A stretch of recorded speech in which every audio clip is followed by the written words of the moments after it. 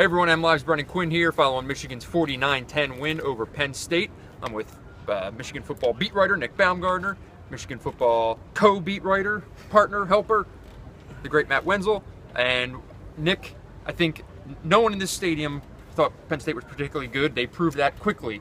Yeah. But I think if there's any takeaway, it's Michigan is a good team that takes care of business at this point against inferior opponents. They did exactly what they were supposed to do today. Yeah, when you beat the crap out of somebody that badly and demoralize them that badly, then there's nothing else.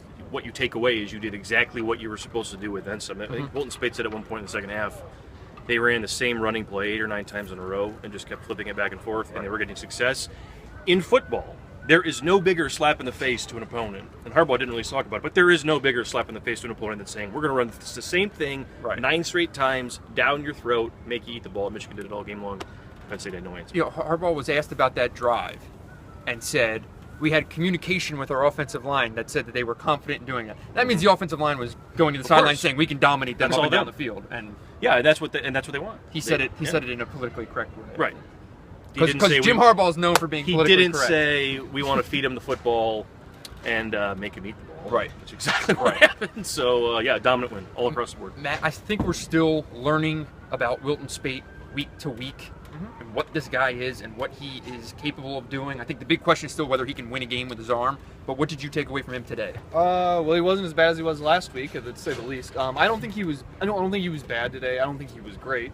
I think they didn't really attack vertically for the most part. I mean, he got it done with a lot of short yardage stuff. But he didn't lose the game. I mean, I think he was 1 touchdown, no interceptions, close to 200 yards, 19 of 30 or something like that. He was fine. He did what he had to do because they went out and ran the ball for 327 yards, Davion and Karan. I thought that, he managed the offense, let them run the ball, and was okay. Yeah. Just fine. The defense, Nick, is starting to look like what it was supposed to look like, mainly because the bodies are there that we were expecting to see. Yeah. In terms of this thing getting back to what it was supposed to be with Jordan Lewis coming back, with Taco coming back, what you kind of see from them today in terms of taking the step forward? Yeah, you still don't have Brian Monet, I suppose, and that's important to note. But I think that Penn State actually, I believe, was number 1 in the league in passing yards, or at least McSorley was coming into the game. And we'll have to watch the film again to see what kind of impact Jordan Lewis has. But I kind of feel like him just being there, and I watched him run around a little bit, and he looked totally fine. He was on the hip of whoever he was covering the whole game. I think him being in the game now. Obviously, they lose Jeremy Clark. Looks like that's going to be a season-ending injury for him, and that's a tough one because he's been great. But Lewis is back. The safeties looked better today. But again, I think Lewis being back lets everybody else do everything they're doing with much more ease. Chris Wormley said a couple of those sacks he thought were coverage sacks. Jordan Lewis takes away so much from an offense, and I think it's hard to underestimate what he means to a team until he's back on the field. So I think that's a huge. I mean, Taco Charlton being back's great too for Michigan, but Jordan Lewis being back is just a difference maker for everybody. I think everyone in the preseason circled the Michigan State game as Michigan will have all this time to get up to that game, and they'll go into that game undefeated, and you'll really see what they are. Well, that's not the case. Wisconsin next week we're about to find out. Is a major game. Where is this team right now compared to where you thought they would be after 4 games? They're right exactly where I thought they would be. The way they tore this team apart, maybe a notch ahead of that.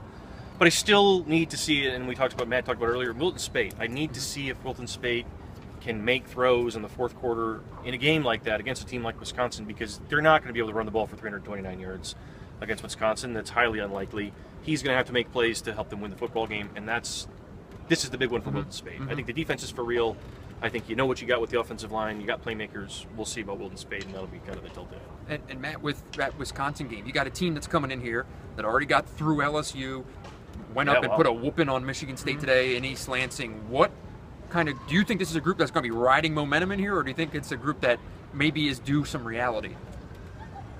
That's a good question. I guess we'll find out next week. I mean, honestly, what was it last week? They got sweep by Georgia State, and you thought I don't know. Maybe I just thought, well, maybe LSU wasn't as good as advertised, or maybe they're just a little overrated. But they went into East Lansing and they stomped them. And we were talking about it before the game. Could not remember the last time a Mark D'Antonio coached Michigan State team got trucked like that at home in the Big Ten. Yeah. Well, we will see. It'll be a very interesting week building up to that game.